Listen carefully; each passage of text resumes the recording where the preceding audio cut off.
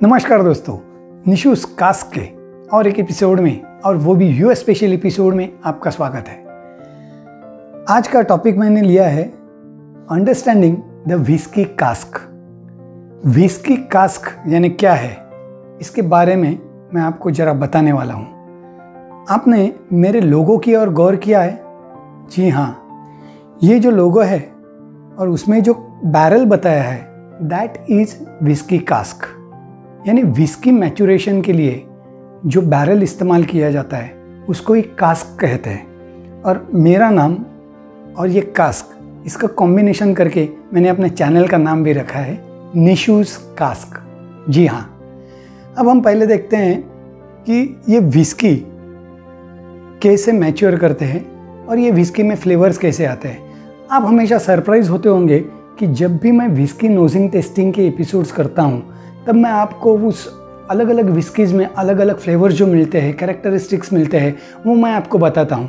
वो व्हिस्की में आते कहाँ से है? तो दोस्तों, ये कैरेक्टरिस्टिक्स और ये फ्लेवर्स आते हैं व्हिस्की मैचुरेशन के टाइम उस कास्क के ज़रिए। यस, कास्क बहुत ही अहमियत की चीज़ है जो इस व्हिस्की में बहुत अच्छे फ्लेवर्स और अरोमास और ये सब डिलीवर करती है। वो कैसे करती है? अब हम देखते हैं how the cask works. Whisky जब डिस्टिल होती है तो वो एकदम क्रिस्टल क्लीन रहती है। कोई भी डिस्टिल अल्कोहल, यानी आप रम कहिए, वोडका कहिए, जिन कहिए, टकीला कहिए, all the distill products are very crystal clean. इसको जब भी कास्क में मैचुरेशन के लिए डालते हैं, कुछ सालों के लिए, कुछ महीनों के लिए, तो उसमें वो कास्क के कैरेक्टरिस्टिक्स उतरते हैं, वो अरोमाज उतरते हैं। वो कैसे उतरते हैं वो आज हम देखेंगे। देखिए, कास्क के अलग अलग टाइप रहते हैं। अभी हम लोग जब भी कास्क में इस अल्कोहल को डालते हैं तब वो उस कास्क में फर्स्ट टाइम डाला हुआ है या सेकंड टाइम या थर्ड टाइम डाला हुआ है, यानी वो कास्क रिफिल है या फर्स्ट यूज है, इसके ऊपर भी व्हिस्की के कैरेक्टरिस्टिक्स और उसके अरोमास डिपेंड करते हैं। यानी हम लोग उसको बोलते हैं फर्स्ट फील, सेकंड फील या तो थर्ड फील। जैसे व्हिस्की का जो कास्क रहता है उसको अंदर से चार्ट करते हैं, ये तो मैंने आपको बहुत पहले ही बता दिया है। वो चार्ट किए हुए ओक बैरल रहते हैं और अलग अलग टाइप के लकड़ों से बना हुआ ये कास्क रहता है। जब व्हिस्की उसके अंदर जाती है तब वो कास्क उसे एब्जॉर्ब कर लेता है और रिलीज़ भी करता है। जैसे कि मॉर्निंग में, यानी सनलाइट रहता है या तो जब मॉर्निंग टाइम रहता है, वार्म क्लाइमेट रहता है, तब वो लकड़ा उस व्हिस्की को एब्जॉर्ब कर लेता है और जब शाम हो जाती है या तो रात हो जाती है तो उसको वो अंदर से रिलीज़ करता है। यानी कास्क जैसे ब्रीथ करता है वैसे व्हिस्की भी ब्रीथ करती है। वो लकड़े के अंदर जाती है, वापस उस कास्क के अंदर उतरती है, तब वो अंदर के लकड़े के अरोमास और वो चारिंग किया हुआ है वो सब लेके, उसके कैरेक्टर्स लेके वो बैठ जाती है।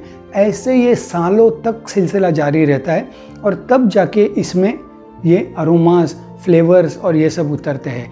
वैसे बेसिकली जो एक्चुअल कैरेक्टर्स है, जो प्रोडक्ट यानी डिस्टिल प्रोडक्ट जिससे बना है, यानी माल्ट से बना है या तो राय से बना है, या तो जब हम वोडका बोलते हैं तो वो उसको राइस से बनाते हैं, पोटैटो से बनाते हैं। जो ब्रांडी रहती है उसको हम ग्रेप से बनाते हैं, यानी वाइन से, यानी वो ग्रेप से बनती है वाइन। तो ऐसे सब अलग अलग रहते हैं, वो सब सफ़ेद ही रहते हैं, लेकिन कास्क के अंदर जाने के बाद उसको नेचुरल कलर आता है। कभी कभार कोई कंपनीज उसमें कलर ऐड भी करती है, लेकिन मोस्टली कास्क में मैचुरेशन किए हुए प्रोडक्ट का कलर थोड़ा सा येलोइश और डार्क येलो वगैरह हो जाता है।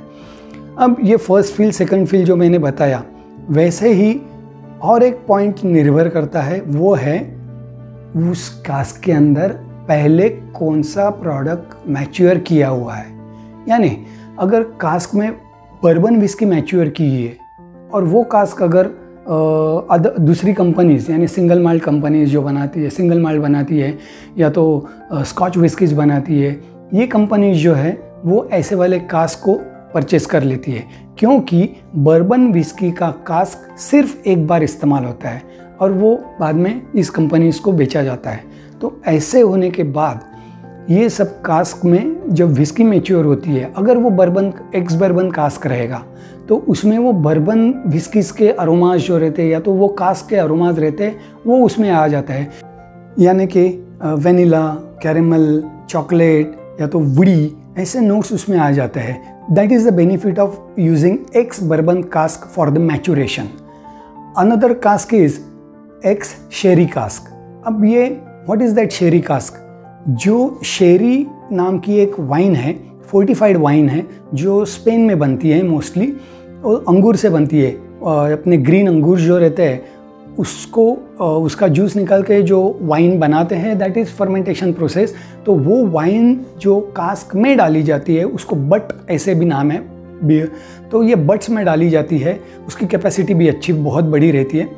तो उस बट्स में जब भी ये शेरी मैच्योर की जाती है और उसको बाद में खाली करके वो शेरी अलग से बेची जाती है, लेकिन वो शेरी के कास्क जो रहते हैं वो कास्क को ये कंपनीज बाय करती है और उसमें अपनी विस्कीज़ उसमें डाल देती है, और वो शेरी का फ्लेवर या तो शेरी का जो टच रहता है वो और उस लकड़े का टच रहता है वो इसमें मिल जाता है। और ये कास्क मोस्टली ना यूरोपियन ओक बैरल लकड़े से बने हुए रहते हैं। तो ये शेरी कास्क भी बहुत ही अच्छे इम्पैक्ट वो विस्की पे लाता है, और उसकी वजह से इस विस्की में, ऐसे शेरी कास्क वाले विस्की में ड्राइड फ्रूट्स, बाद में चॉकलेट या तो स्पाइसी नोट्स ज़्यादातर आ जाते हैं, और शेरी का जो वुडी अरोमा जो रहता है शेरी वाइन का, वो भी उसमें थोड़ा बहुत आ जाता है। तो दैट टेस्ट वेरी नाइस।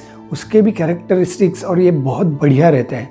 इसीलिए शेरी कास्क में बनी हुई विस्की थोड़ी कॉस्टली रहती है, और ये शेरी कास्क एक्स बर्बन कास्क से 10 गुना ज़्यादा कीमती रहते हैं, यानी परचेसिंग के टाइम उनको 10 गुना ज़्यादा कीमत पे करनी पड़ती है। That's why the Sheri whisky, Sheri touch वाली जो विस्की रहती है वो थोड़ी सी महंगी रहती है। उसके बाद में next is port cask, x port class, यानी ये मोस्टली पुर्तगाल में बनते हैं, जिसमें पोर्ट वाइन मैचुरेशन के लिए डाली जाती है। और ये वाइन के जो कास्क रहते हैं तो वो भी बहुत अच्छे कैरेक्टर्स उसमें देते हैं, थोड़ा सा स्वीटन रहता है और बहुत से अच्छे फ्लेवर्स उसमें आ जाते हैं। तो ये जो कैरेक्टरिस्टिक्स आती है, वैसे ही सिर्फ एक वुडी टच देने के लिए भी कई बार अलग टाइप के कुछ अलग अलग कास्क को इस्तेमाल किया जाता है। जैसे कि बियर कास्क, बियर जब थोड़ी देर के कुछ समय के लिए मैच्योर की हुई रहती है, वो कास्क में अगर विस्की डाली जाए तो उसमें अलग और अलग टेक्सचर और ये अरोमाज आ जाते हैं। वैसे अलग कोई डिफरेंट टाइप की वाइन कुछ महीनों के लिए रखी है और वो अगर लिया जाए तो उसमें भी अलग टच आ जाता है। या तो ब्लैंक यानी प्योर ओक से बना हुआ, यूरोपियन ओक से बना हुआ अनचार्ड, यानी सिर्फ टोस्ट किया हुआ अगर वो कास्क है और उसके अंदर जब भी विस्की डाली जाती है तो उसमें थोड़ा सा वुडी टच आ जाता है। तो ये वुडी टच लाने के लिए भी ऐसे कास्क का इस्तेमाल किया जाता है। अब हम लोग देखेंगे कि कितने टाइप के कास्क होते हैं। कास्क की साइज़ अलग अलग होती है और उसके नाम भी अलग होते हैं। ASB ये कास्क है जो अमेरिकन स्टैंडर्ड बैरल, ASB मतलब अमेरिकन स्टैंडर्ड बैरल। इसकी कैपेसिटी रहती है 190 to 200 लीटर्स। यस, 200 लीटर्स तक की ये कैपेसिटी रहती है, क्योंकि ये कास्ट जो है वो हाथ से बने हुए रहता है, तो थोड़ा बहुत 19-20 होता है। उसकी वजह से उसकी कैपेसिटी में उन्होंने थोड़ा सा ग्रेस डिफरेंस दिया है। उसके बाद में नेक्स्ट जो कास्क है वो हॉकशेड कास्क।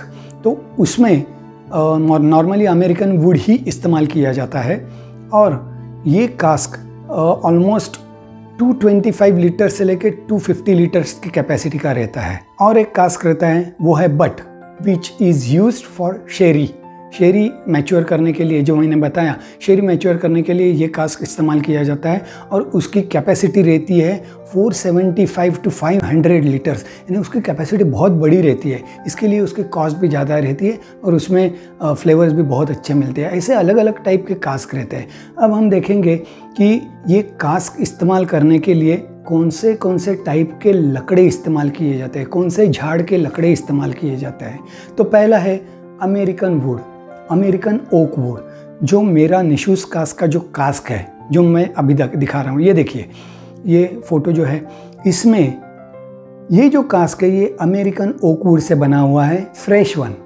अब मैंने जब भी घर पे इसको लाने के बाद उसमें विस्की मैच्योर की और कुछ महीने कुछ साल रखी और उसको रीफिल करके बाद में उसमें जो बदलाव आया है वो देखिए अगले तस्वीर में, ये देखिए ये जो फोटो है वो सेम कास्क है, निशूज़ कास्क। देखिए इसके ऊपर एनग्रेव भी किया हुआ है।